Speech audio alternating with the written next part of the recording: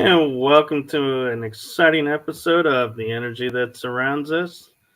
Today's episode I am bringing to you guys is a little bit different than we're used to, but there's an exciting reason behind why I'm doing tonight's show that I haven't shared with anyone yet.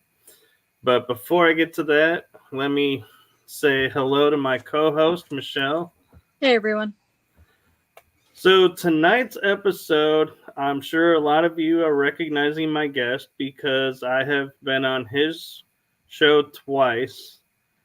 And so, it is my privilege and my honor to bring Rob Kalil onto the show. Welcome. Welcome to the show, Rob. Thank you, guys. Good. Yeah, can you hear me well and everything? Yes. We can hear you.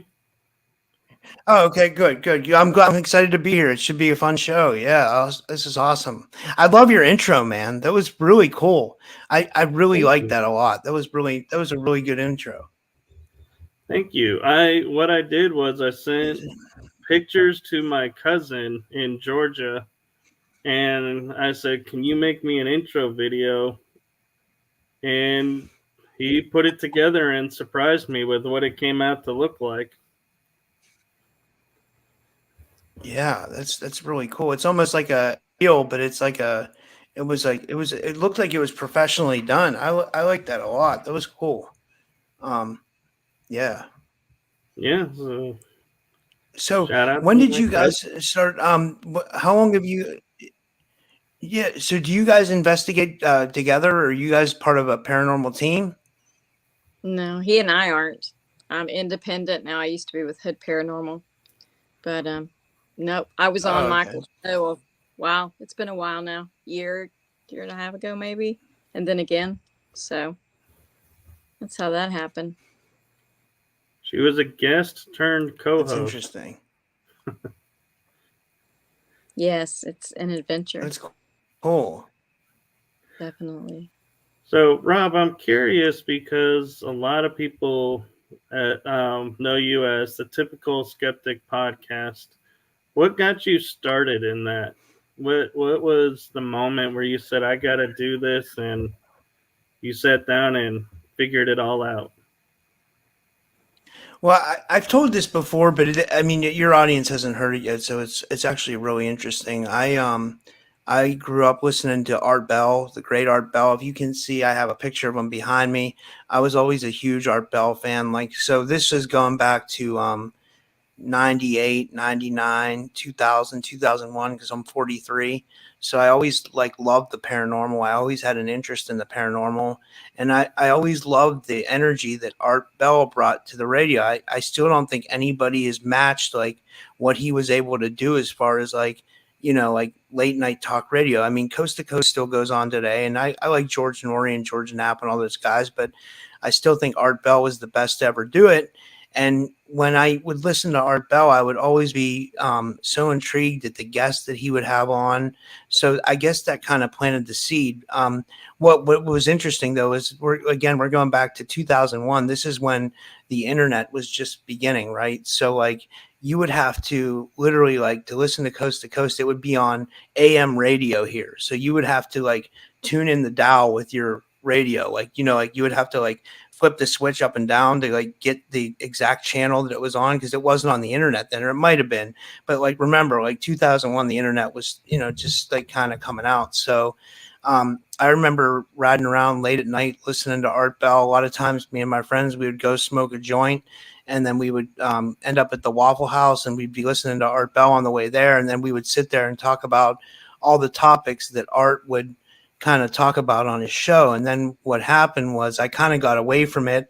Life happens, and but I've always been into the paranormal and horror movies. But then in 2016, I had a reawakening. Something happened. I was researching history topics of all things. I was looking into different kinds of history topics, and I came across the story of the Anunnaki.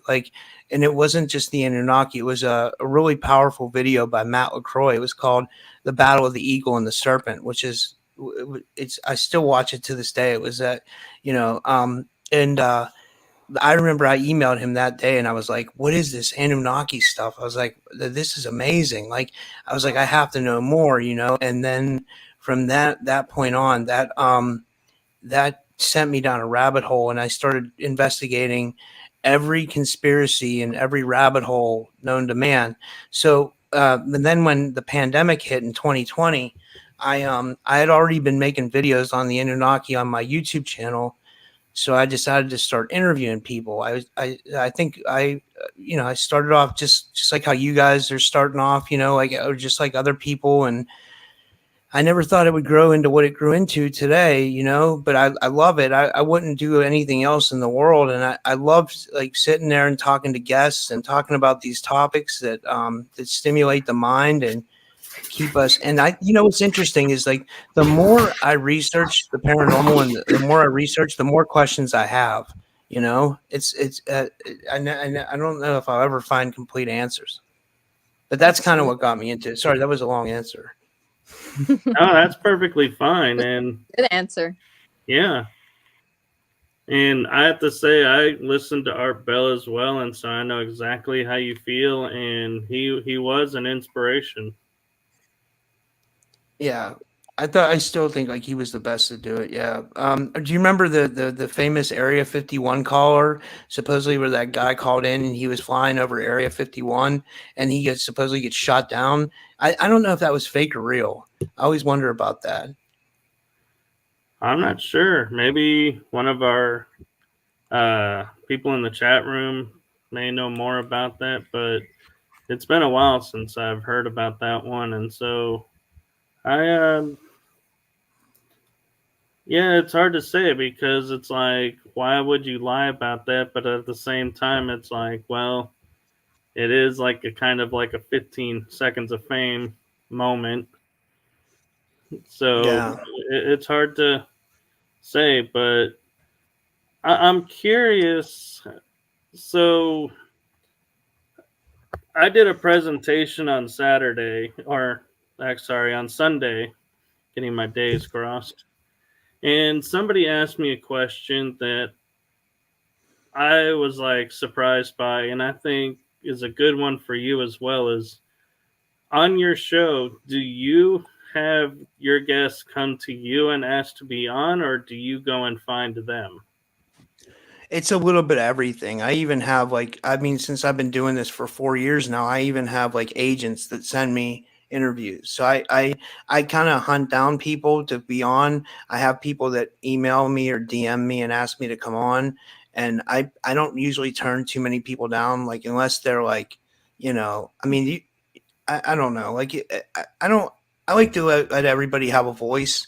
You know what I mean? Like I don't. I mean, I'm not letting just anybody on the show. It has to be on the paranormal or something esoteric or something spiritual or But I don't like. One thing about me is that I'm non-biased. Like a lot of this problems that we're having in the UFO community right now, and I can speak on this is people are taken aside or so for example, someone gets big on the internet, and I'm not going to mention any names, and then people start to follow that person, and then someone else gets big on the internet and someone starts to follow that person, and they both happen to be in the UFO community, and then people take sides. So then like these people that take sides want me to cater to one side or the other, which I refuse to do. I want to have all aspects of the phenomenon so we can because I feel like everybody has a piece to the puzzle, right? So I feel like everybody has something to bring to the table, because at the end of the day, we don't have a lot of evidence in the paranormal or ufology,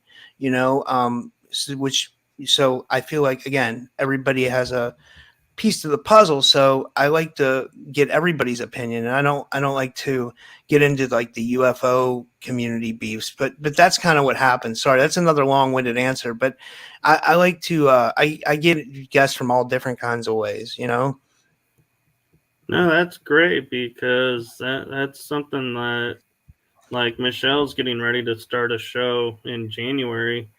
So it's good to know for anyone who's out there who's looking to do a podcast to go, am I supposed to hunt these people down, or are they going to come to me? So it's good to have that answer out there. And I think you and I have someone who's does a similar thing. You know, Michelle. She's been on your show, Michelle Freed.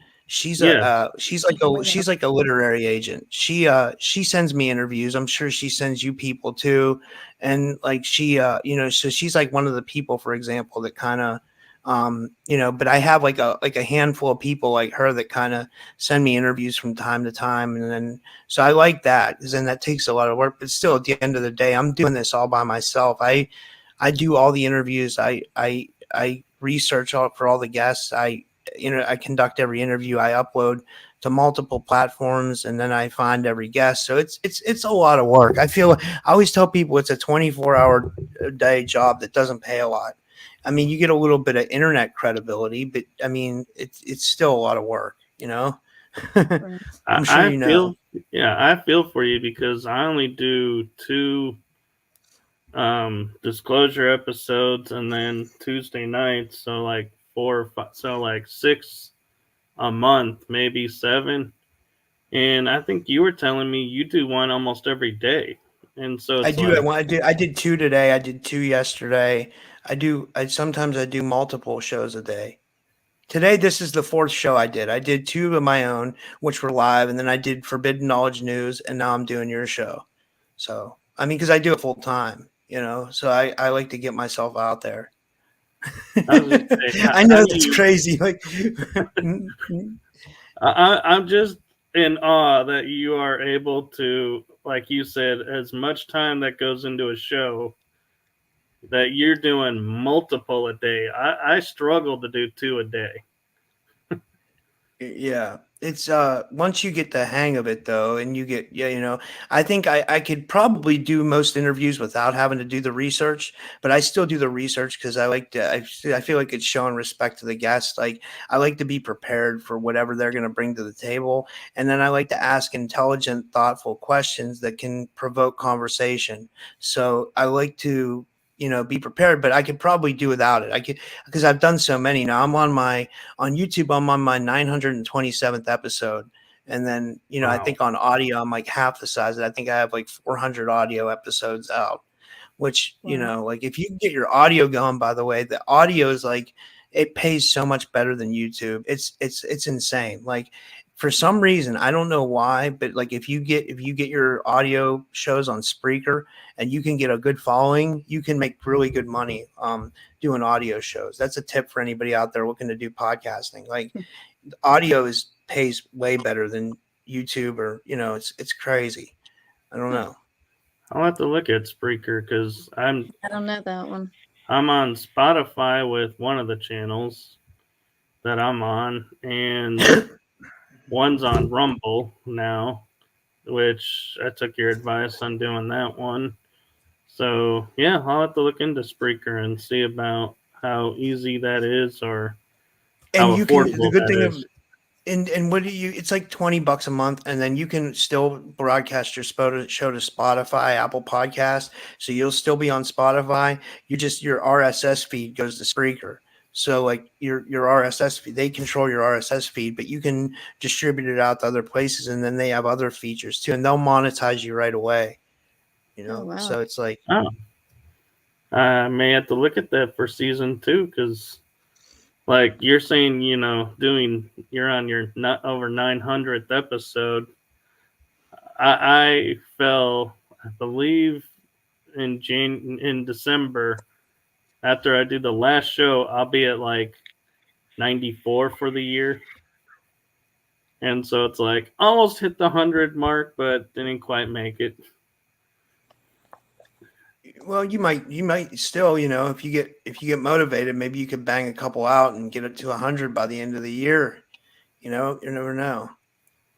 Yeah, I don't know if that'll be happening this year, but I think next year will be pretty good. Yeah, next year will be definitely hitting over 100 for the year because there's some changes I'll be making along the way to some of the shows. And that's another thing that I'm curious about with your show is, do you break it down per year, like a season, and change it up every year a little bit, or Are you one of those that says, you know what, this is working? I'm not going to mess with the seasons. I'm not going to mess with making any changes. Just let it go. Well, I basically said that I started naming them on Spreaker as a season. So like this would be the fourth season because this is the fourth year. So yeah, well, it's weird if you count like 2020 as a year. I did it 2020, 21, 22, and 23. So yeah, it's like 4 years, but it's like 3, but 4 years almost. So it's like, yeah, I don't know how you would look at that. Maybe 3 years, something like that. Three to four, 3.5 years, something like that. Yeah. But Well, I did 10 episodes this year for the disclosure, and I'm counting that as one season. So yeah. I'm the type of, if it was done this year, that's a season. Speaking of disclosure, David Grush was on Joe Rogan today, which I thought was like really interesting. That dude's really interesting to me for some reason. I don't know what he is. I don't know if he's a psyop, if he's the real deal. I mean, he's got government clearance. He filed a whistleblower complaint. He has all the accolades to back up what he says. He says we have recovered craft and alien bodies. I want to believe him, but I don't like to trust the government either, right? So like if the government's telling me that aliens are real and UFOs are real, my first reaction is to go the other way.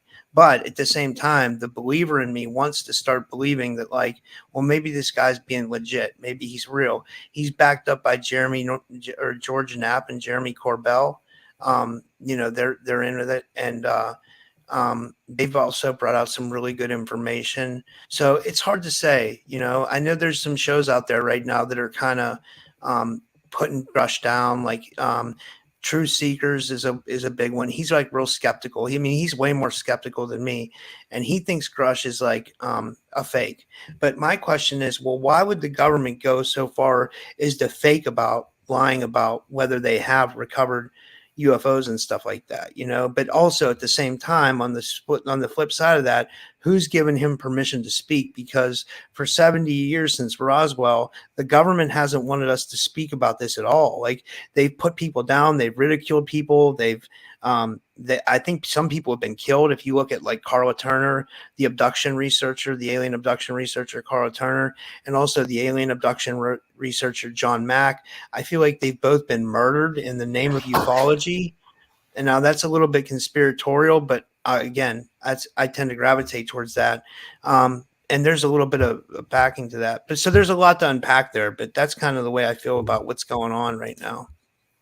Yeah, so the way I would look at it is, what did the government say? Like, have they mentioned anything that hasn't already been said? In which case, then I might take interest, of going, what new information are they sharing? Or is it just like smokescreen? Like a lot of people, and I'm sure you probably thought maybe along the same lines, like the disclosure in the Senate. All they really said when I talked to a lot of people is like, yeah, we really have heard zero new information off of this, disclosure. Unless, of course, you've never, heard anybody, then you might be like, oh my God, this is new. But for people like you and I who have been interviewing people, it was like, yeah, there was nothing new. And so that's where I'm like, yeah, this was a smoke screen. They were just appeasing us, so to speak. And so to answer your question about, when the government says something, that's what I do. Is I look to see, have they really said anything new, or are they just reiterating what all the quote conspiracy theorists are saying, in which case they, really aren't disclosing. Well, that's what's interesting about the whole thing is the government really hasn't said anything. They haven't remarked on Grush's claims. Like so Grush filed a whistleblower complaint. So he went to the government and filed a whistleblower complaint. So he's saying he's a whistleblower now, and he says he's coming forward with this evidence that the government isn't telling people that we have recovered alien bodies and recovered craft, which yeah, you're right, we already knew. But like he also has the accolades to back it up. So which this is what makes it so interesting. He's a I can't remember what exactly he did.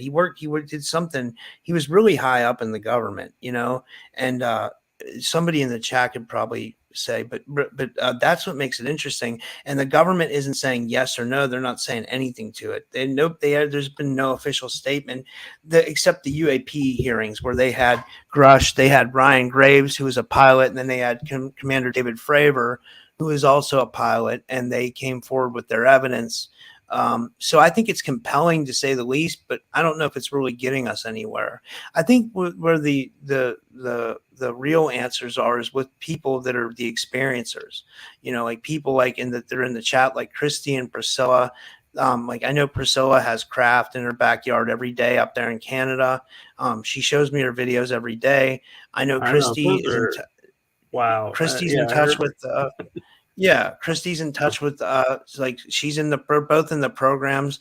That's where the disclosure is going to come from, So that's what I think. Yeah. Flix Love is asking if I have cats, and no. What the sound was is I actually have two backdrops, and I moved one behind the backdrop I'm using now, and it just fell. I don't know why it fell. There's no reason it should have fell, but that's what you all just witnessed. So apologies for that. And Joanne Stewart is saying, I think them playing with AI tech, they realized it opened Pandora's box. I would have to agree with that. I don't think they really understood when they started messing with the AI what they were getting into. Do you? Who's messing with AI? The deep state and I think the white hats. I've been reading up on the black goo that they found in South America that they're finding there's AI involved in it. Oh yeah, that's for real. I think that's real. Yeah. But I mean, like, I don't know. I mean, it's so hard when we say the deep state. Is it the Khazarian mafia? Is it the Vatican? Is it the Jesuits? Is it, is it the Democrats? Is it all the above? You know what I mean? It's like, and then when we're talking about AI, what are we talking about? Because I have guests that come on my show that think that AI is already installed in us, like that, that they're running a program like with AI that's already installed in us. And like, say, for example, like the EBS, the emergency broadcast system, was a way that activated that AI. And if you noticed, ever since that emergency broadcast system, people have been really kind of ornery. A lot of people have been kind of off kilter, which I'm not saying it was because of that. It could have been something with the planetary alignments as well. It could, I'm not sure, but I think it might have had something to do with it. But I'm not sure if there's AI already in us. I don't want to get anybody freaked out, but I think she's right to a certain degree. Yeah, it makes sense. Yeah. Are we losing you, Michelle? No, I'm just listening to you guys. I was just noticing you're being a little quiet, so I was like making sure we weren't ignoring you. No, I was just listening. I was going to answer, and then you changed topics to a dog, or a cat. So I was just. Oh, you can answer. I was just explaining the sound of what fell behind me. No, I was just going to say that I agree with a little bit of both of what you say about what they're telling us about the UFOs and things like that. I think they're only going to let us know what they absolutely believe that the majority of people believe. And that's all they're going to give us. The rest is just feelers to see what we know. Because if we feel safe to talk about it, then we're going to start divulging and divulging and divulging. And I think it's a fishing expedition. Could be. That's a good idea. That's a good point. Yeah. I mean, if you don't know what you're bully scared of, you poke around till you figure it out. So, I mean, they're going to tell us this little bit. Oh, and then Mexico, saying, hey, this is what we've got. And then with all of us starting to put with the internet, we're able to put together Egypt and the Mayans and, the Grand Canyon. And we're able to put all of these things together, all these air balloons that we've been told our whole time are, weather balloons. And we're wondering how weather balloons can go straight across, vanish, come back, go parallel, and then go in different areas. So they're just kind of testing the water, and all of us can come out because we're not, theorists or conspiracy kind of stuff as much in the shadows as we used to be. Now we can get out on these platforms and say how we've always been scared, kind of like witches and, people like me, they're out there, and now we can say what we want, but they're going to be watching. I mean, there's Are a you an reason. experiencer, Michelle? Huh? Are you an experiencer as well? You'd have to explain that. So, Are you an abductee or a contactee? I'm not sure. There's certain things that are awkward that I don't know if it's got to do with paranormal things or if it has to do with, I don't know yet. I don't know. There's peculiar things throughout my whole life. What's interesting is, like, I think entities can kind of mask as other things, right? So it's like we don't know what we're dealing with. It's hard to say. I mean, I've woken up pretty much every day of my life with a new bruise, but I'm tumbling. I'm always doing stuff, but it's odd bruises. Sometimes it'll be hand bruises, like I've been grabbed when I'm single. And if somebody grabbed me like that, we'd have an issue. So, it's not happening, but I'll come up with marks I can see underneath the tattoos. And, I'll wake up, the cat's scared and jumping off the bed, and I've bounced kind of on the bed as if I've been dropped. What's going on? Am I teleporting? Am I being taken? What is that? Why, even matrix glitches are starting to kind of come into play. I've always thought they were, I'm just that, clumsy or that, scatterbrained that I forgot that I put that there. But then I'll end up with 2 sets of keys some days where I only have 1 set of key. And then the next day I'll only have 1 set of key again. So everything is connected. We're just able now to use these phones and these machinery to actually start putting everything together like a puzzle. Yeah, I'm thinking there might be somebody in the chat room that might be able to answer if you have or haven't. They got some pretty intuitive people in there. Yeah. So Don Rogers is asking is this live again? Yes, we are live. And Flixlove says, if we are the disclosure, then what did we do so far with the info we got from the higher dimensions? And as far as I know, we're playing a chess game right now. And so that's about my understanding of the disclosure and how it's going to come. Flix will always ask intricate questions. She's from my Discord group. She's amazing. She's a nice person. She's very schooled at this stuff. She's like a hardcore, she really knows her stuff. I mean, I don't know. I feel like I think she might be right in a way, but at the same time, it's like there's two different ball games of what's going on here. You have like the nuts and bolts UFO people who are talking about like the UFO disclosure, and they feel like, but then there's like the more esoteric spiritual contactee side. And what we're doing right now is we're trying to blend the two, and it's kind of hard, Yeah, a lot of growing pains in that. Plus, with people like me who are always living in fear up until we get to a certain age where our kids are grown and we just don't care anymore, we could give it, rat's ass what anybody thinks about it. Now we're coming out and we're still learning. We've just thought all these peculiar things throughout our lives were just us being peculiar or just crazy. And now we're like, no, all this time, these were puzzle pieces we didn't understand. So now we're piecing them together and we're getting within communities that we can help piece things together. So, it's just a learning experience. So before I get to Flix's comment, Priscilla has some answers for you, Michelle. Okay. She says, wow, I get all.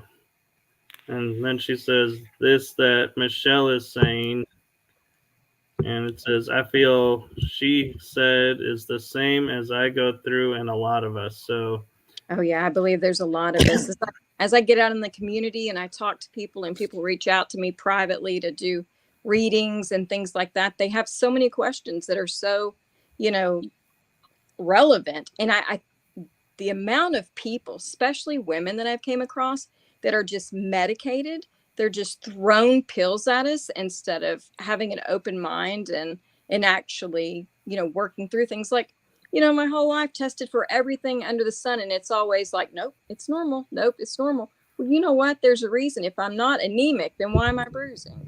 You know, if I'm this or I'm that, you know, maybe the fibromyalgia isn't that we're sore and we have an overactive nervous system, this big bowl they've thrown us all in. What if actually we're in pain because we've been somewhere while we're sleeping?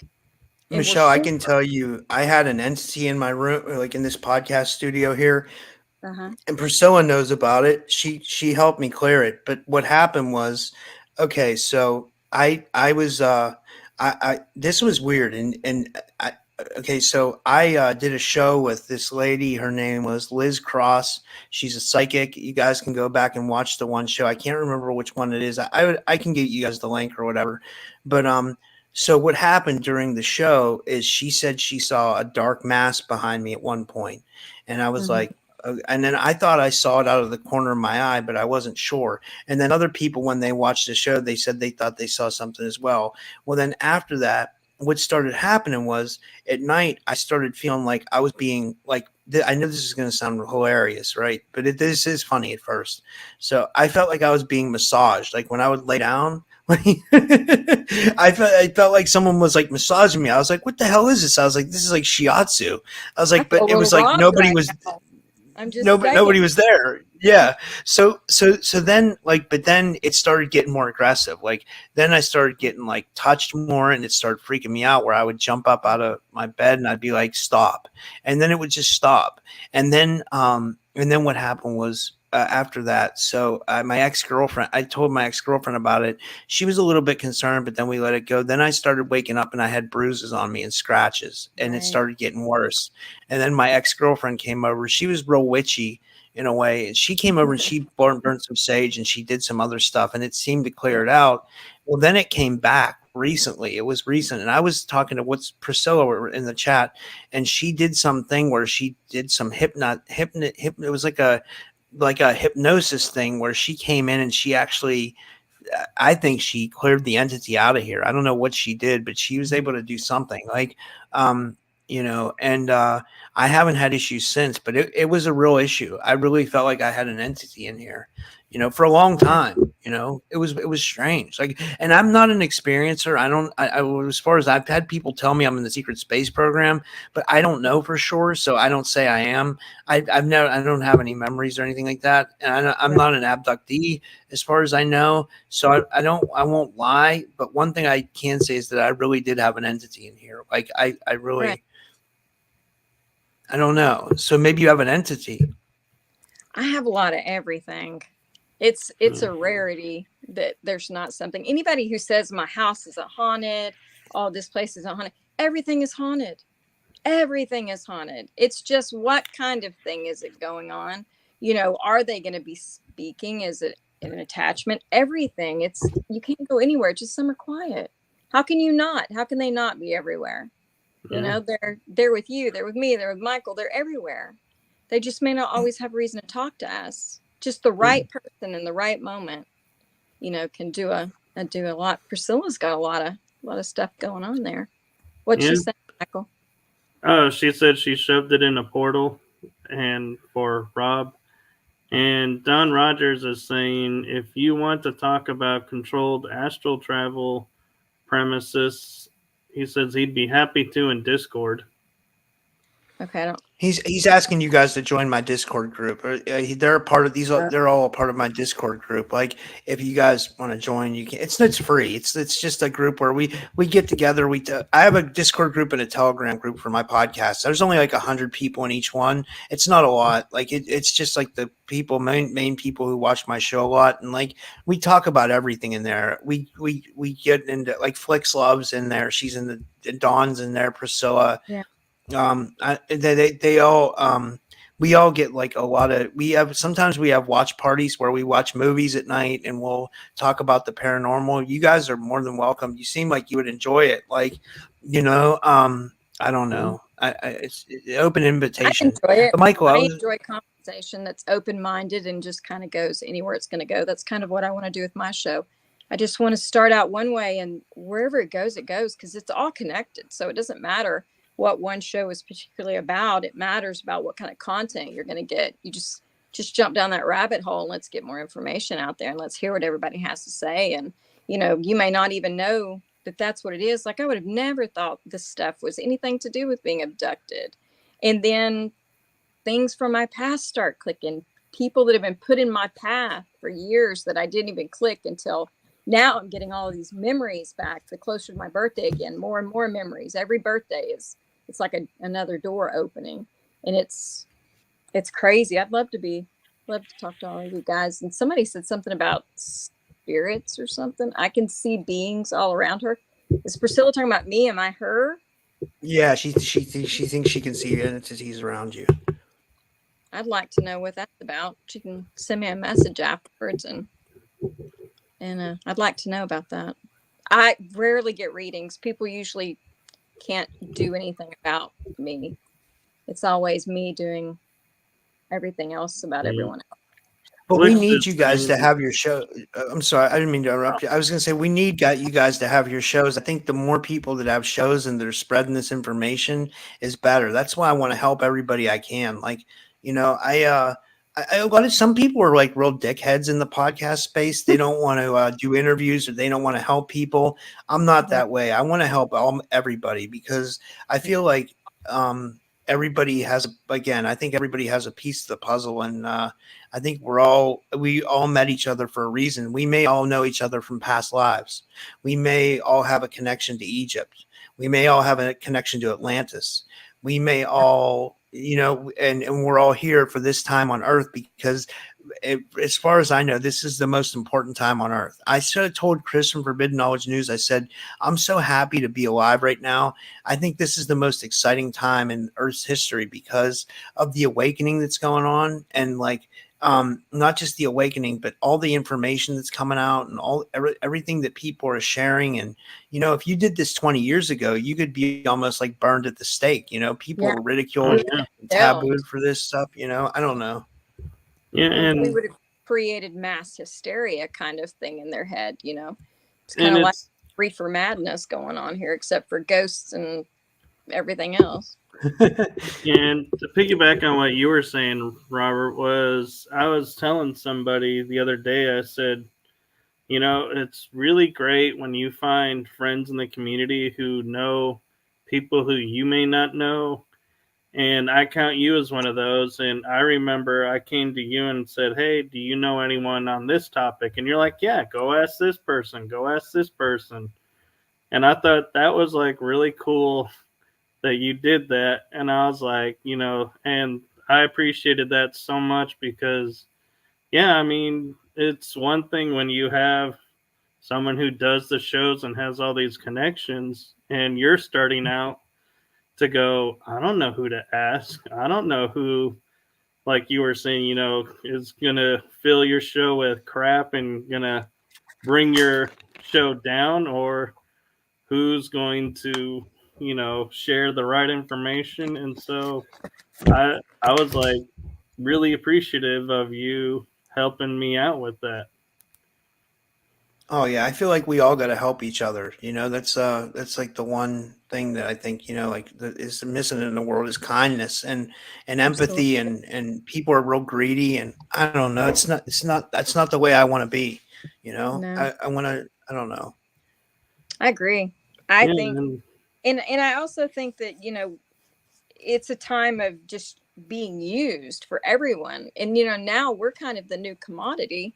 Because now that we can go out and go and give readings and things openly, I think it's kind of, we have to find the platform where we can be helpful and not be users. And I'm seeing a lot of things going on with that lately. Go out in town and you let someone know what you're doing, and then all of a sudden you're their trick pony every time they see you in town. let's get it to where instead of being the trick pony, you're actually having a conversation with these people and teaching them instead of being their pet. So Yeah. I know, a little tirade there, but it gets that's old. okay. Do you have experiences with entities, Michael? I think we talked about it on my show, but like, do you have a lot of experience? I know you've had a lot of paranormal experiences. I know you've had a really interesting, background from what I remember. There. Yeah. As far as with entities, I have had experience since I was 2 with entities. I've been around them all my life, and when I talk about entities, I include shadow beings in those category of entities because I'm not sure if shadow beings are just glimmers of someone's past, reliving like a spirit, or if they're an actual being. And so I don't want to discount them as, because we have a shadow realm.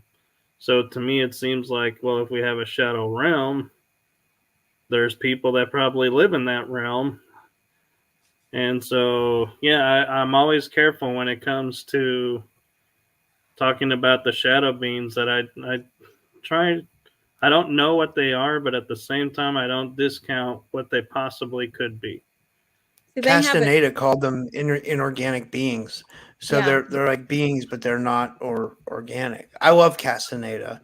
He was a great. But what I was going to say is that I heard that actually on an Art Bell show he did with this Native American elder named Thunderstrikes back in the day about the shadow people, and he also said what's interesting about the shadow people is he said the reason why people are seeing more of the shadow people is because our reality is starting to speed up, and that's what it seems like to me. Remember, Art Bell said there was the quickening, which I thought was really interesting. He thought that it seems like the days and the weeks just go flying by. So I think there was something to that. And maybe our use of technology, our overuse of technology, looking at a screen could bring somehow maybe manifest shadow beings. I know one time I was trying to have out of body experiences. I was trying to provoke them. I was using Robert Monroe's Hemisync binaural beats, and I was really trying to go out of body. I was doing because I felt like if I went out of body, then that would prove that there was an afterlife to me. Because I hear all these stories of people having near death experiences, but at the end of the day, they're just stories.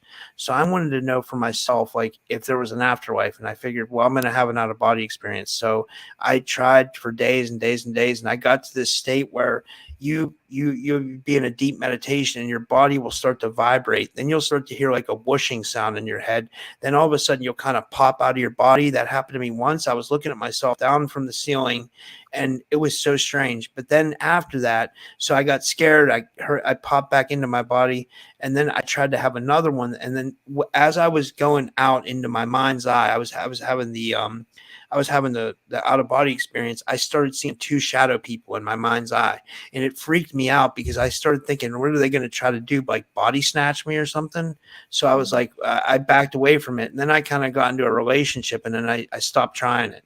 But I'd like to start trying to do it again. I don't know, because I realized I don't think those entities can hurt us. I'm not sure though. I don't know enough about it. See, I it's think all based on intention, and so if you believe they can, then they can. If you believe they can't, well, that depends on how strong that belief is. But I don't want to tell you, it's all rosy on the other side and out of body, is because there are some dangers out there. But if you don't go looking for it, I don't think they're going to come, find you. I have a different completely. I think mine is totally different. I see 2 types of black kind of style. I see one that's almost like humanesque, that has a totally different vibration than anything else on earth. And then I see the dark shadowies that are at the corner of your eye, or they're in an investigation, that kind of seem to always go between things, through doorways, across it and stuff. And I think those are just scouts. They're just there checking things out. But I don't think you have to like, you can't hurt me and therefore it can't hurt you, because I think that it depends on what type of thing they are, their strength. You know, are they a fear eater, or do they just have the strength already? What do they pull from? Do they pull from batteries? Do they pull from light? Do they pull from the moon? Do they pull from the sun? You know, do they pull from rocks? You know, what are they getting their power from? So I don't think you're just like, go away, and they go away, or you say, yes, they can hurt me, oh, scratch me, and then they scratch you. I don't. Maybe they're pulling energy from the construct. Like if we're in some kind of simulated reality, they could be pulling like, and we're all energy. They could be pulling from your energy. You know how they say that beings like loosh off our energy? They could be literally pulling off your energy to exist. Like they said, they feed off our energy. Maybe they're existing off our energy. I never thought of that till now. I just thought it might be. And there are carnivores versus vegetarians. Like, are the people who pull off, are they the carnivores, and the people that pull from nature, are they the vegetarians? You know, it's kind of that way. If vibration is energy, which in my understanding, a vibration is an energy, it's to me, it's energy, then they could suck off of anything, just depending on what type they are. Because to me, everything has a vibration. I feel a vibration off of almost everything on Earth. It's overwhelming to an extent. Well, no, absolutely. So we just have to figure out what they're eating. Like, what is their source? Even if it is extraterrestrials, what is their source? Everything has to have an energy source. We have food, we have the sun, we have the moon, we have all these things. We have to identify what it is. And I think they can hurt us if they so choose, no matter what it is. They just have to have the right formula. And that's interesting. You also have to be advised that it may not be the shadow beings, but there are beings out there that are known as vampire suckers. Yeah, or energy vampires, and they will find you, latch on, and just drain until you cut their cord and release them. But that's true, but that's a totally different feeling. Like I call them sap suckers. I don't know why, just because they feels like there's sap in your energy, but that's kind of a whole different feeling. Everything is so individual as far as that, but yet they're all connected. It's just an amazing puzzle. It's just amazing. And we're so lucky to be able to start putting the pieces together. I know. I just feel like the more people I have on my show, the more questions I have. I can't get like, I don't know. I don't want to formulate too hard of an opinion on anything because I'm just not sure, you know, so I leave it open. That's why I always say I'm better at interviewing people than I am being interviewed, because what I basically do in my podcast is I just like put the information out there. And if it resonates with the audience, then, you know, it does. But I do have some opinions on some stuff, you know. I'm really skeptical in my real life about like what I actually believe and what I don't believe. But at the same time, I'm really open-minded as well. Like I feel like you have to be, because I feel like the world's much more mysterious than we were ever taught or anything we've ever thought of. It's like a big, like, you know, like for example, like Courtney Brown, I had him on my show. He says that like you can literally see UFOs up in the sky. Well, what's weird is I was just saying Priscilla has them in her backyard, but for the people that don't have them in their backyard, Courtney Brown says you can get a Lumix GX6 camera, you film an infrared, and then you slow down the shots, and you'll see, like he says, it's like Star Wars up there. I don't know. He said, and we're not seeing it because we have a limited perception of vision. We have like we only see like 5% of the electromagnetic light spectrum. So what are we? And that this could tie into the paranormal too. Like, why are we not seeing these things? And then the bigger question is, were we ever meant to see these things, or was it meant to be a mystery to us the whole time? And then that goes even deeper. Then what's the whole point of life? You know what I mean? It's crazy when you start thinking about it. You know, it's just a lot to take in. I don't know. Yeah, it's interesting though, right? Yeah, and I've seen them in the skies above. I've seen stuff in the skies with my naked eye. And I think what it comes down to is I had a spiritual teacher when I was a teenager, told my parents this analogy, and they told me is so you take a room of, say, 30 people, and you say, okay, when you walk out those doors, there's going to be a UFO hovering in the parking lot. 15 of those people believe in UFOs or the possibility. So they're going to go out there and they're going to say, wow, I can't believe I'm actually seeing this UFO. That is really cool. 10 of those people in the room are like, UFOs don't exist. There's no other life in the universe. They're going to go outside and they're going to say, I don't see what y'all are talking about. Nothing's out there. Y'all are just nuts. And the 5 people that are on the fence, they may or may not. It depends on their mind. But our mind filters is what she was teaching us. So if you have a filter that says, I can't see UFOs in the sky without equipment, then you're going to need equipment. Or if you say, I don't think I believe in UFOs, you're probably not going to see a UFO then. So it's all around what your intention and your filter of what you believe is. Okay. That's a really good point. Do you think they don't see it, or they rationalize it away? Because I believe they see it and they rationalize or explain it away instantly because they don't want to know what they're seeing. I think they see it anyway. I think they just automatically switch it to, oh, that was just a shadow from the tree outside, or, oh, that must have been, the coffee pot's, glitching. That's why it's turning on. Or, do you think that they just are in denial?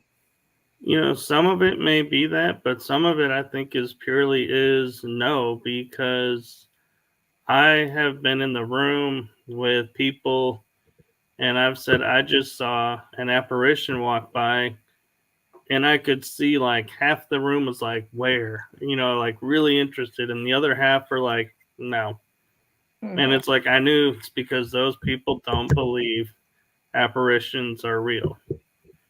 So they just won't see it because.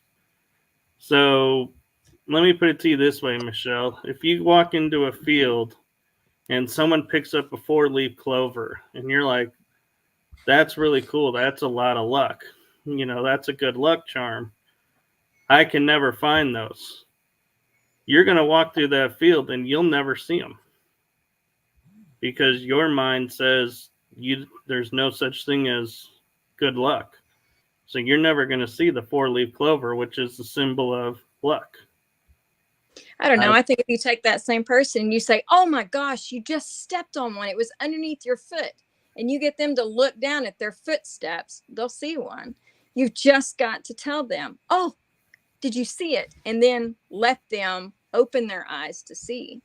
I think we have different opinions on that. I still think they see it and then they throw it out. I think it's a good point, but I was going to say, I think like what Michael said, what you guys are both saying is like how much of our mind affects our reality. And I can tell you, I think a good amount. Like I think we were able to manifest things in this reality. I've been able to do it somewhat. Obviously I'm not a millionaire, so I can't do that much. But I mean, like, I don't think we're meant to have all the money in the world, and I don't even think I would want to be rich anyway. I've talked about this in past shows. When I need to manifest something, I can do it. When I don't know, like, I just feel like I've sent people subliminals and affirmations, and recently the ones I use to help, like, because I want everybody to start manifesting their reality. Because I think there's something about the veil is thinning or something like that, where we're more able to do this. Like, if you would have asked me to try to manifest something 10 years ago, I wouldn't have knew what you were talking about. And then also, I don't think we would have been able to do it. There's something about like the veil thinning that is enabling people to be able to use the power of their mind more, if that makes any sense. I don't know. Do you think one of the veils is the ozone? I don't know. That's a good. When all of this started happening and they're talking about the ozone, don't break the ozone. Do you think it's kind of like in a smoker's house where the the light bulbs get all teeny. Like, is that what's kind of the same ozone matrixy kind of thing? Like, as this ozone thins, is that actually just the veil breaking? Yeah. I'm not Don sure. made a good point. Don said the 95-5 principle that said 95% of your subconscious mind your mind is controlled by the subconscious. Only 5% is the conscious mind, which is huge. Like, Yeah. that's why when I go to bed at night, I put my affirmations on, because when they say that you when you go into that theta state is when you want good affirmations hitting you. And what's weird is that this is why I felt like I've had entity attacks, because sometimes I went to sleep without that, and like I'll feel like something's trying to put negative thoughts in my head, like an entity or something. Like, and I have to I'll wake up and I'll be like, what the fuck was that? Because I know it's not my thought. You know what I mean? But it's something. Like, it's weird. I don't know what that is. Yeah. Daily dialogue. I think a lot of us have that, where we're just like, no, it's not you. It's not you. That's someone else's opinion. Stay focused with you. Yeah, I'm gonna have to look that up, Don. I'm not sure I'm fully familiar with that one. But I am familiar with Bruce Lipton, so I probably have scanned it. But Flix is saying not seen, but they all feel that gut feeling, that eerie feeling that some entity must be there or energy changed. Ask about that feeling. That is true. There is. I know some people do get a sense of something's there. I like to call it a spidey sense. Mm-hmm. We just say gut. It's our gut. Yeah. Oh, yeah. The firmament. Yeah, that's been crazy. I've been watching that most of the day. Yeah. And then she says, clearing and protecting our energy sphere is so important. Mm-hmm. And Flick says, ozone, similar to the veil, also marrow in our own bodies. Oh, macro. Mm-hmm. Macro in our own bodies, between the solar plexus and the heart, and another between the third eye and the crown chakra. Maybe 2 veils or layers. Yep. I can see that. Priscilla says, yes, 5% conscious mind and the rest is running programs. Right. Definitely. It's probably why our batteries run down so fast in our bodies, because we're just so busy always having that back dialect going. Yeah. So are both you guys in America? Or you guys both celebrate Thanksgiving or whatever? Yeah, we're only like an hour and a half apart. Mm-hmm. I'm in Pittsburgh. Oh, nice. Yeah, it's oh yeah, I can tell now. I heard you say that. I can tell you have a Texas accent. That's I probably have a Pittsburgh accent. I haven't been talking much, but I have one. I can dumb it down, like just make it a little more even kill when I try real hard and I'm quiet and only say a few words. But if I actually talk, then it kind of. Are you from Texas as well, Michael? I'm actually from the north, but I've been in Texas since 1984, so my accent's kind of gotten smushed. It's a hybrid. Where are you from in the north? Illinois. Oh, so that's cool. I can say Minnesota. Yeah. Got some soda. Then my accent comes out. Yeah, I know a lot of people don't want to celebrate the holidays, and the people that are spiritual, that are like some people from my Discord group, they don't even feel like celebrating Thanksgiving because I don't know, like that. A lot of them don't celebrate Christmas or Easter. I know I don't really. I mean, I have to because I have family members that do, so I kind of get dragged into it. You know what I mean? But I don't know. I know the best part for me about Thanksgiving will be the food. So, I mean, I'm not going to lie. I'm going to take the day off on Thanksgiving and just chill, for one, because I have 3 more shows I have to do tomorrow. So, I mean, oh wow. I have 1 show tomorrow. I have this show Tuesday. That's all I do right now. But I work privately with a lot of people. I go in and help corporations out when they're doing big mergers. I just sit in there and kind of give them a feel of what the other one's up to. And so you're a mediator. Kind of quietly, dressed like a secretary, being a humble mouse in the corner. listening. The first time I saw Mediators was on Wedding Crashers. I don't know if you guys remember that movie. Owen Wilson and Vince Vaughn, they were It's been a long mediators. time. I just had some buddies that were putting some big deals together, and they said, "Hey, can you just come sit in the boardroom and act like you're supposed to be there and tell us what you think?" And so now I make decent money doing that, going and advising people on business action. If someone offered me that, I'd be like, hell yeah. I mean, I love doing what I do. I love doing podcasts and like finding out the truth, and I do podcasting full time. So, but I mean, like I want to leave a legacy behind like Art Bell did. You know what I mean? Like I want like the way I like I'll still listen to old Art Bell shows at night. That's how much of a geek I am for it. Like I'll listen to old Coast to Coast in the middle of the night. My ex-girlfriend used to get so pissed. We would go to bed and she'd be like, "You're putting on Art Bell again?" And I'd be like, "Yeah." I would go to bed listening to it, like because it was so like relaxing and like And what's interesting is I find people are saying a lot of the same stuff right now in the community as what they said on Art Bell back in the day. It's like a lot of the ideas got started from there. But I mean, I'm not saying anybody's wrong or anything like that. It's just kind of something that I picked up on. I don't know. Yeah. And we actually have gone over the hour. I don't know if you have somewhere to be, Rob, because I know you're an hour ahead of us. I can hang out for like 10 or 15 more minutes if that's okay. If you want me to. Yeah, that's fine. I just was trying to be respectful of the time. And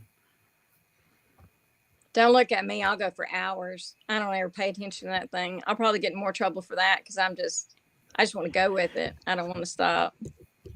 I wasn't sure if it was like a 2-hour program or a 1-hour program. And I was like, but so I I'm trying to think of what else we could talk about. We could talk about, I don't know. Do you guys have any other questions? I can answer whatever. I can try to. Actually, I got one for you that's kind of paranormal disclosure related is what, and I'm not asking favorite guest, so don't get me wrong. But what show left the biggest impact on you that you did? Well, my favorite shows are the ones I do on the Anunnaki because I feel like that we have like a real historical tie to them. Like, there's a lot of esoteric beliefs. Like I'm actually doing a presentation here in Pittsburgh on December 3rd at the Panera Bread in Mount Lebanon.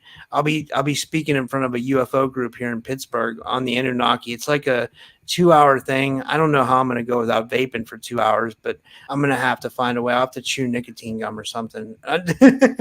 No, but I'm doing it on the Anunnaki. I'm going to talk about the Anunnaki. That's like one of my favorite subjects to talk about. I feel like there's real historical evidence. Like when it gets into the little more esoteric stuff, I feel like it's like, that's a little vague and we don't have answers. But I know that if you read the Sumerian clay tablets, that you can find evidence of the Anunnaki. So I would say the best guests were Matt LaCroix, Paul Wallace, Michael Tellinger.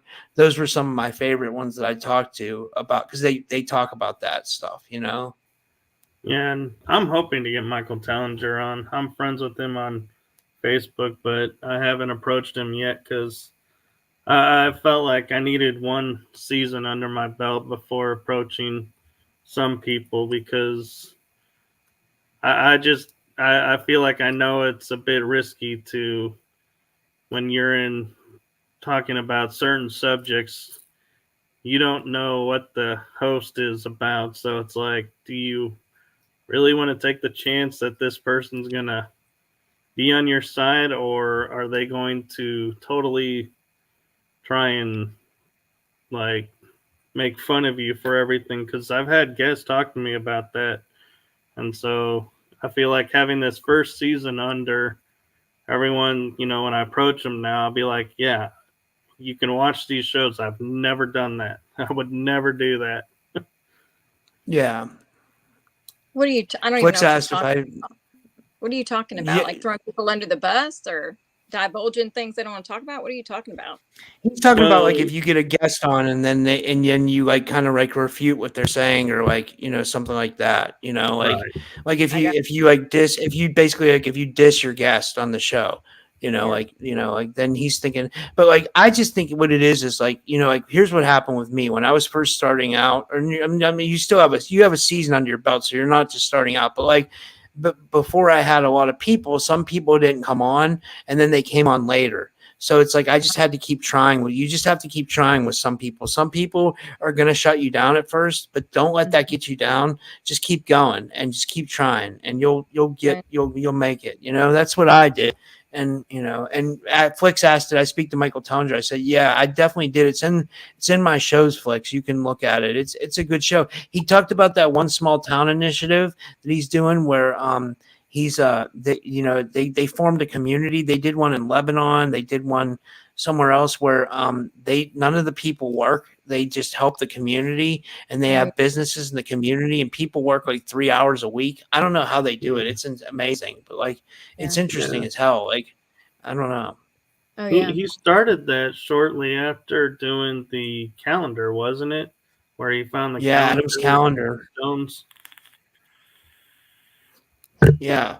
He was doing the stone circles and Adam's calendar. That there's a lot of evidence with that stuff too. I believe those stone circles are really healing, and I'd love to go see those someday in Zimbabwe and South Africa. I believe that's where Enki really was. Like I believe that he really like the Anunnaki were there in Mesopotamia. Which was like modern day Iraq, so South Africa. Yeah. Enlil was in Mesopotamia, and Enki was in Iraq. And then when you go to Egypt, Marduk was there and Thoth was there, but then Thoth got exiled out of Egypt and Thoth went to Mesoamerica and started. That's where he was known as Quetzalcoatl or Kukulkan.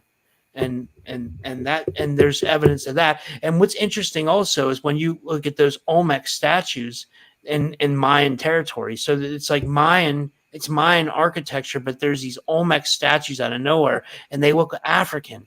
It's like, where did those come from? If we weren't all connected at one point, like I think we were much more connected. And I just think that we went through series and series of cataclysms over and over again, and we've forgotten our real history, and I really truly believe that.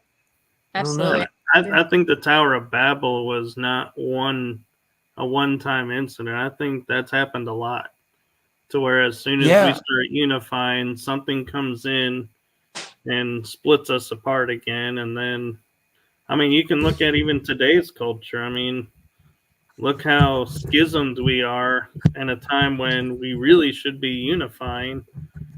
And everyone's worried about making new pronouns or, going, well, I just don't like this person, so we're just not going to, benefit everybody because I don't like what this person said about that person. It's like, really? What? Yeah, that's one thing is like I'm kind of against politics, like because it separates people. I mean, I'm like more of an independent, but I lean more conservative in my values. But I still don't like politics because I feel like no politician has ever helped me, and I don't know. Like, I mean, like there's some evidence that Trump might have been doing the right thing, but at the end of the day, it's all politics and it's all smoke and mirrors. It's like we need, like you said, Michael, we need to unite, and we have more power than the politicians because at the end of the day, they don't give a fuck about us. We have to look out for each other because like I mean, here's what I think my dad told me this, and this makes so much sense. Who do you have more in common with, the homeless guy on the street or the politician? You probably have more in common with the homeless guy on the street because the politician doesn't even know we exist. Right. I don't know. Right. And the other thing too, Rob, that's interesting is that there were movements to remove like Washington and our founding fathers, monuments and everything. And what was the biggest idea they had to teach us was 3% to 5% of the population of the colonies overthrew an empire. So you don't need the majority. You just need a few. And so I think they're trying to destroy that spirit out of us. Yeah, and that's what it looks like. Texas is going to become their own state or their own. It seems like it. We threaten that all the time. That's but if Texas was to return to the nation that it was when we became a state before they carved us up, then we would be owning New Mexico, Arizona, parts of California, and we would stretch up to Canada. And I know the U.S. ain't going to give us all our territory back No. that they stole. If Texas as a state emancipated away and became our own country, we import too many products. I mean, if you look at the numbers, we import too much.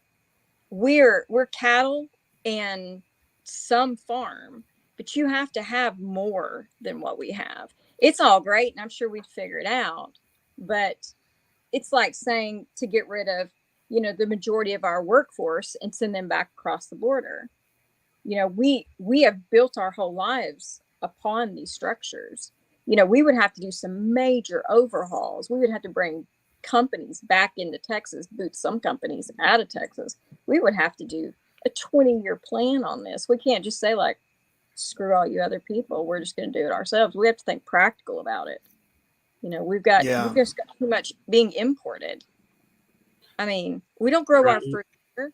We wouldn't have fruit. Maybe peaches, pears, apples, but I don't know of not one orange grove or anything like that. We have to import things.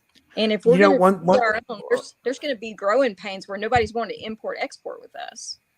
Well, one of the biggest problems is that the whole country, the United States, imports too much from China, and then they export too many of the jobs overseas. So we're importing too much from overseas, and we're exporting too much to overseas. We need to be more. It's so funny, like how they. I'm not even going to say the countries' names and stuff because I don't want to get the video banned. But how they fund wars in other countries. Do you ever notice that? How they'll give millions of dollars to trillions of dollars to another country, yet some guy's homeless on the street. It's like, no, fucker, like, help the guy that's in our own country that can't live. Like, you know what I mean? Like, that's so messed up. Like, why they go to, because you know why? Those Department of Defense contractors make money off of war. You know what I mean? So they're all in each other's pockets. Yeah, war is the most lucrative profession there is. Yeah. And before we sign out, I'm curious, Rob, your take on this theory that I have. And we've been taught growing up, society-wise, civilization-wise, we are more advanced now than we were, say, Stone Age and in ancient times. And I actually believe the truth is they were more intelligent and smarter in the ancient times, and we have forgotten too much. I'm curious your opinion. I totally agree with that. I think you can see traces of it that they were like real spiritually advanced, and you can even see like there was like Greek inventors like Archimedes who invented that insane weapon. You know what I mean? And there's like there's like the Baghdad battery. I'm just thinking of stuff off the top of my head. I think they had high technology back in the day, but I think it was more spiritual. You know what I mean? I think it was less tech and more spiritual, but I still think that in Atlantis and stuff they had high technology. I think we're being lied to about a lot of that stuff, like, or they just don't know. But here's the problem with archaeology. This is another problem. Like, the old archaeologists want to stick to their ways. They want to believe that the Earth's really 6,000 years old, and that's all there is to it. They don't want to admit to, people like Michael Cremo, who has human bones from 1 million years ago. You know what I mean? Michael Cremo from Our Forgotten History. So it's like, and these old timers, they don't want to like let go of their old ways because they feel like it would throw their whole career away. You know what I mean? But if we can embrace these ideas, like it would help so much. Yeah. Well, I mean, it's got to be intimidating for the ones who started out in this, because they worked so hard with what they had, and now with all this technology and stuff that we have and more open minds, it's almost like we're exceeding, instead of thinking of us as their children, and they've taught us and they want us to grow and they're treating us like rivals instead of their children, which we are their children. They made these stepping stones that we've comfortably walked across to put our own stepping stones down for the next people to walk on those stones to make their own stepping stones. And until people stop looking at everybody as a rival and start looking as your child, your student, your person, then it's not going to get better. We're not their rivals. We're not telling them they're wrong. We're saying thank you for finding what you did for us so that we can grow on that and find more things. It's not we don't want your information. We're grateful for it. That's how we are where we are. I agree. Right. I agree. In respect to the time, Rob, I know you said 10, 15 minutes. We've been gone a little bit over that. What is coming up for you besides that one speaking event? Anything else coming up for you? You want to promote? No, I mean, you can just check out my podcast. It's everywhere. I try to be real prolific with the way I have them on Rumble. I'm on Rockfin. I'm on every audio platform like Spotify, Apple Podcasts, and then I always just tell people, if you're seeing this, support the podcast, because that's what I do. I'm a full-time podcaster. It's not good money. It's always up and down. Money comes and goes. And I have good merch. I have really cool merch. That's one thing I do want to promote. My merch is awesome. Check out my merch store. I'll send you a link if you want to put it in the description. If not, no big deal. But I mean, like, it's really fun stuff. I collaborated with Jim Gerard on some stuff. We made some really cool t-shirts. I made some really cool hoodies. People like them a lot. And I made some pint glasses and coffee mugs and all kinds of stuff. Like I really take pride in my merch. Like I like it a lot. I don't know. Like I've never met someone so you're probably like, I've never met someone so proud of their merch, but I really am happy about it. I don't know. Like no, I'm actually, to be honest, watching you to see how it goes, to see about venturing into it. I've thought about it and then I backed away because you have to really be locked in on what your imagery is going to be. And so I'm curious to see how that goes for you. And if it's, like you're saying, we don't make a lot, but if you're finding good sales from it, yeah, maybe that is something to look into and take more seriously than just discounting and saying it, nah. Yeah, I've found different ways to monetize myself, but it's still hard. It's like always like an up and down struggle. Like, I would love to do some boots on the ground research. Like I'd love to like go to places and investigate some UFOs and stuff like that. But like right now it's tough. Like I'm trying to leave a legacy behind, and at the same time I'm trying to feed myself as well and pay my rent. So, and it was never about that, because all it was about at the beginning was sharing the knowledge. You know what I mean? And that's kind of what I'm still about today. But it's somewhere along the lines, I kind of got fed up with my Matrix job, and I was like, I cannot do this anymore, because I was being belittled at jobs. Like people was, I used to be a mortgage broker. I was making really good money, and then I had to take a couple bad jobs, and I was like, I'm not doing that anymore. I was like, I refuse to be like looked at as like when I have so much more I could offer the world. That's kind of what I was looking at from it. Right. No, and I respect that, and I know your legacy will be a great one, and I have to say gratitude and appreciation for letting me be a part of it. Oh, you're awesome, man. You're a great guest, and you're a great host. This was fun, man. Thank you so much for having me on. This was amazing. Yeah. Nice meeting you, Michelle. This was awesome. Nice to meet you, Rob. Yeah. So, as I put on my YouTube channel today, a friend, Andy Decodes, showed me how to do it. I have tagged your YouTube channel on my channel in a comment in the community section. So you can find his channel there. It is in the description.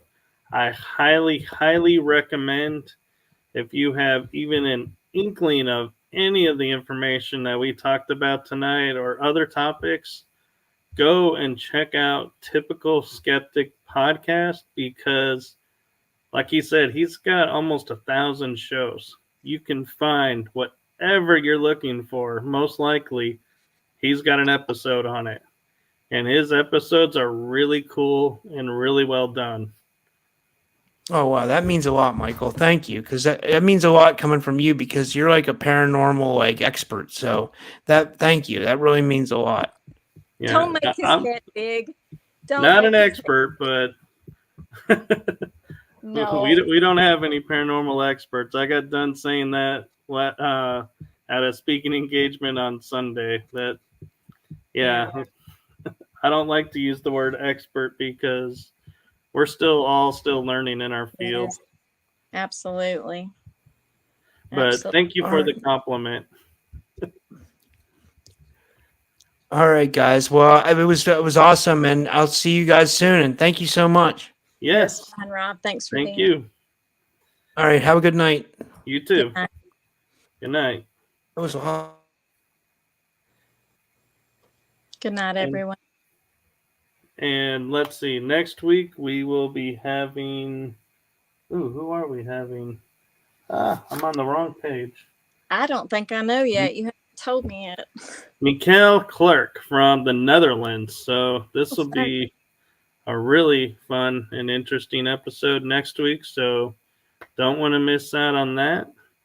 And so from our show to everyone out there in the world, wherever you are, have a blessed night, blessed day, blessed afternoon, and keep doing your own research. Good night, everyone. Good night, everyone. Okay, there we go. You have just listened to The Energy That Surrounds Us with your host, Michael Kopf. Be sure to tune in next week for our next episode.